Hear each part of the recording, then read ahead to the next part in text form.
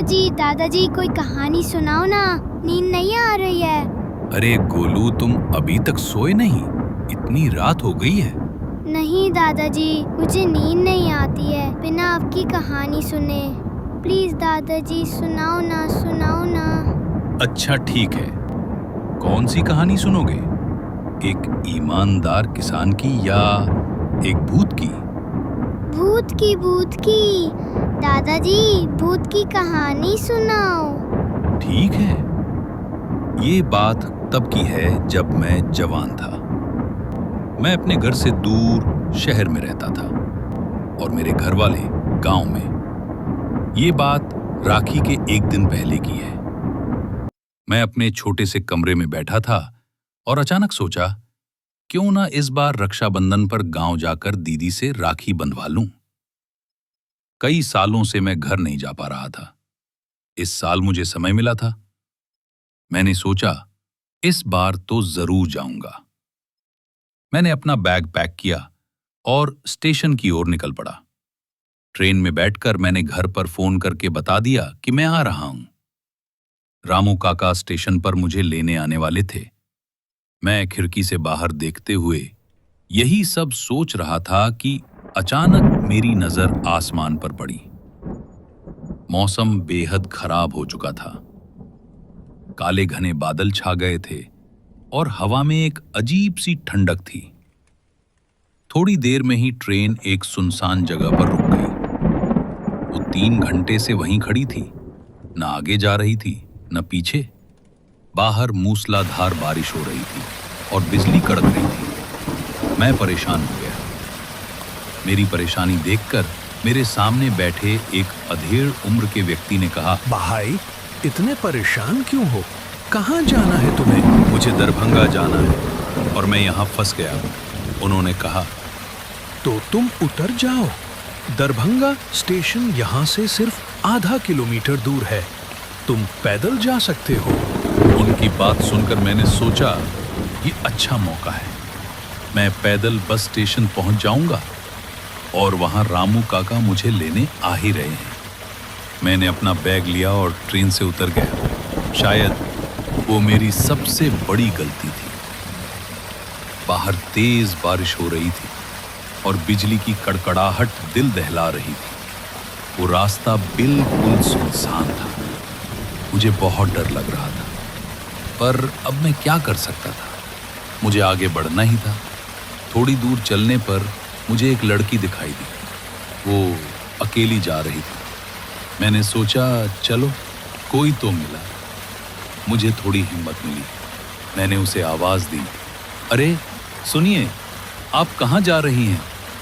वो रुकी और धीरे से मेरी तरफ मुड़ी। उसकी बड़ी बड़ी काली आंखें और इतना सुंदर चेहरा मैंने पहले कभी नहीं देखा था। उसने कहा, मैं अपने घर जा रही हूँ।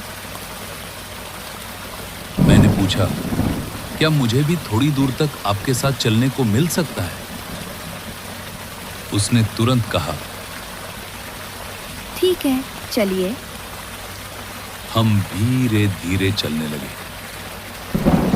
गोलू, अगर वो लड़की होती तो वही तुम्हारी दादी होती। क्यों दादाजी, क्या वो लड़की नहीं थी? कौन थी वो? बताइए ना। नहीं गोलू, वो लड़की नहीं। अतः हम दोनों आपस में बातें करते हुए बहुत दूर आ गए। मैंने उससे पूछा, हम लोग कहाँ चल रहे हैं? उसने जवाब दिया, मेरे घर। पर मुझे तो अपने गांव जाना है, मैंने कहा। उसने अजीब सी हंसी के साथ कहा, अब आप कहाँ जाओगे? मेरे घर चलो, रात बिताओ और सुबह पानी रुकने पर चले जाना। मुझे उसका प्रस्ताव ठीक लगा। मैं भी उसके घर में एक रात रुकने को तैयार हो गया। कब्रिस्तान का रास्ता हम आगे बढ़ते रहे। थोड़ी देर बाद सामने मुझे कब्रिस्तान दिखाई दी। हम उसी की तरफ जा रहे थे। मेरी सांसें अटक गईं। मैंने उसकी तरफ देखा और कहा, ये हम कहाँ आ गए? मेरे घर। मेरे कदम जैसे जमीन में जम गए। मेरे दिल की धड़कन इतनी तेज हो गई कि मुझे लगा अभी बाहर निकल आएगी। वो फिर से पलटी और उसकी आंखों में एक अजीब सी खालीपन था। उसने कहा, क्या हुआ? चलो ना, यही मेरा घर है। मैं हिल नहीं पा रहा था। न मेरे मुंह से कोई आवाज निकल रही थी, न मैं हिल पा रहा था। अचानक पीछे से किसी ने मेरा हाथ पकड़ लिया। मैंने पलट कर देखा तो वो रामू काका थे। मैं उनसे कुछ कहने ही वाला था कि उन्होंने दबे हुए स्वर में कहा, भागो छोटे मालिक। मैं और रामू काका पूरी ताकत से भागने लगे। हमारी सांसें फूल रही थी, लेकिन हम रुके नहीं। हम दौड़ते हुए अपनी गाड़ी के पास पहुंचे। रामू काका ने कहा, बैठो छोटे मालिक। मैं जल्दी से बैठ गया और रामू काका ने गाड़ी भगा दी।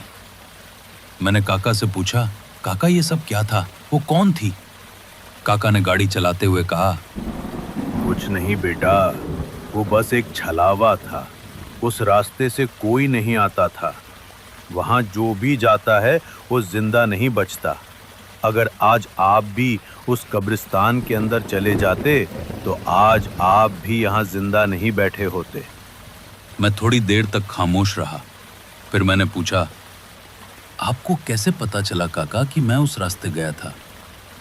काका ने बताया, जब मैं आपको लेने स्टेशन पहुंचा तो आप वहां नहीं मिले। मैं वापस आ रहा था, तभी एक आदमी मिला। उसने मुझे बताया कि आप उस छलावे वाले रास्ते में ही ट्रेन से उतर गए थे। मुझे लगा कहीं आपको कुछ हो न जाए, इसलिए मैं सीधे उस रास्ते की ओर निकल गया। काका आपको कोई छलावा नहीं मिला क्या? काका पहले तो शांत रहे, फिर बोले, मिला था छोटे मालिक, पर मैं बच गया।